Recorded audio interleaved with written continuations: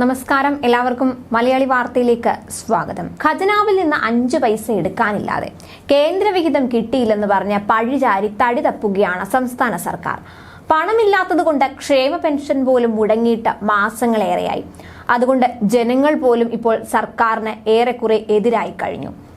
ഇതിൽ വളരെയധികം വിമർശനം കേട്ടുകൊണ്ടിരിക്കുന്ന ഈ സമയത്ത് തന്നെ സർക്കാരിന് ഇടിത്തീയായി അദാനി ഗ്രൂപ്പ് എത്തിയിരിക്കുകയാണ്. വിഴിഞ്ഞം തുറമുഖ നിർമ്മാണത്തിൽ സർക്കാർ തരാനുള്ള ഫണ്ടിന് സമ്മർദ്ദം ശക്തമാക്കിയിരിക്കുകയാണ് അദാനി ഗ്രൂപ്പ്. പുലിമുട്ട് നിർമ്മിച്ച വകയിൽ 400 കോടി രൂപ സർക്കാർ നൽകാറുണ്ട്. ഈ പണം ഉടൻ നൽകണമെന്നാണ് അദാനി ഗ്രൂപ്പ് സർക്കാരിനോട് ആവശ്യപ്പെട്ടിരിക്കുന്നത്. പ്രതിസന്ധി നിലനിൽക്കെ സഹകരണ കൺസോർഷ്യം രൂപീകരിച്ച് അദാനി ഗ്രൂപ്പിന് തുക നൽകാൻ ഒരുങ്ങുകയാണ് സർക്കാർ. 350 കോടി രൂപ സഹകരണ കൺസോർഷ്യം വഴി സ്വരൂപിക്കാൻ തുറമുഖ മന്ത്രി VN വാസവൻ നിർദ്ദേശം നൽകി. അദാനി ഗ്രൂപ്പിന് നൽകേണ്ട 400 കോടിയിൽ 100 കോടി ധനവകുപ്പ് നൽകും. ബാക്കി തുക സഹകരണ കൺസോർഷ്യം വഴി സ്വരൂപിക്കാനാണ് നീക്കം. ഫണ്ടിന്റെ കുറവ് കൊണ്ട് പദ്ധതി നിർമ്മാണം ഒരു ദിവസം പോലും നിലയ്ക്കില്ലെന്ന് മന്ത്രി VN വാസവൻ നേരത്തെ പ്രതികരിച്ചിരുന്നു.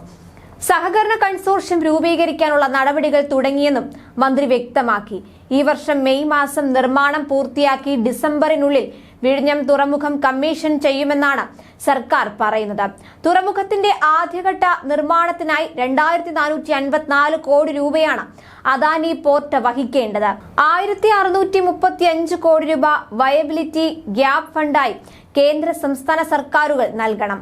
പുലിമുട്ട് നിർമ്മാണത്തിനും അതുപോലെ മത്സ്യബന്ധന തുറമുഖത്തിന്റെ നിർമ്മാണത്തിനുമായി സംസ്ഥാനം പിന്നെയും 1754 കോടി അനുവദിക്കണം.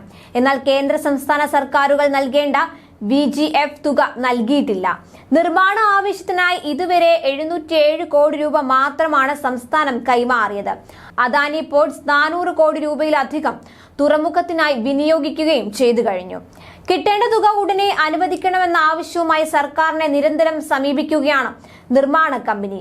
VGF തുക ലഭ്യമാക്കി കൊടുക്കാനും അതുപോലെ സംസ്ഥാനമാണ് മുന്നിട്ട് ഇറങ്ങേണ്ടത്. ഇതിനായി ത്രികക്ഷി കരാർ ഉണ്ടാകണം. അതും മന്ദഗതിയിലാണ്. അടിയന്തരമായി വേണ്ട 100 കോടി രൂപ അദാനി പോർട്സിന് അനുവദിക്കാൻ ധനവകുപ്പുമായി ധാരണയായെന്നും മന്ത്രി വ്യക്തമാക്കിയിട്ടുണ്ട്. ന്യൂസ് ഡെസ്ക് മലയാളി വാർത്ത.